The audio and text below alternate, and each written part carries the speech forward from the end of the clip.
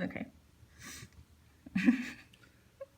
Okay, I hate to even pick back up with something I don't know, but language distance kind of confuses me.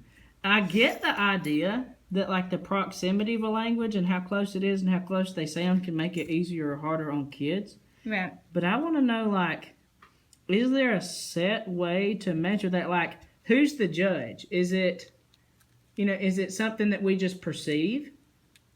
And is it something that we perceive, or is it how the learner perceives it? Because I can say, oh, that word's close to that word, but I'm not in the head of the kid, so I don't really know if that's... Is it really, like, going on in the head? You know what I mean? Like, is we're saying really registering up there? Well, did they see it as a similar context or similar morpheme? Does it make sense to them that's like, oh, well, that's similar, that makes sense? Right. And I guess that goes on just what kind of learner they are.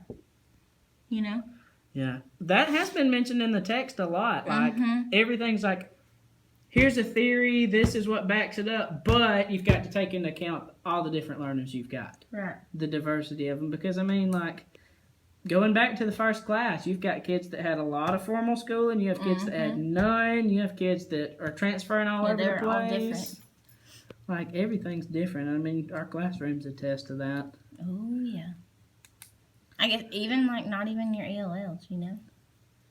Yeah.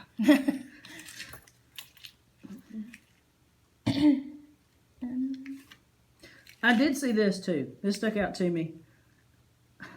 I'll probably mispronounce this person's name, but it'll be okay. It's either totally okay. Jang? Okay, we're going to go with that. Yeah, go with Jang. Said the effects of L1 transfer are long-lasting and could be non-remedial without formal instruction. Oh, yes. That makes sense to me because, like, if a student doesn't have much of an L1 or they have a, like, amazing foundation of L1, like, whatever effect that has on L2, like, they've got to have some sort of schooling because then their assumptions about L2 can turn into, well, they think that's fact and reality. Right.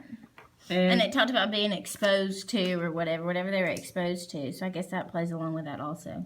Well, I mean, you think about, like, this kicks back to Jacksonville and our bachelor's, but, like, all the studies we've done on print exposure and how that affects, like, students' learning and their achievement. So if you want somebody to achieve, learning L2, you've got to expose them to it. Both formally and informally. Like, I think informal exposure with a, like, formal explanation afterwards, let them get out there and experiment with it and try it. Right.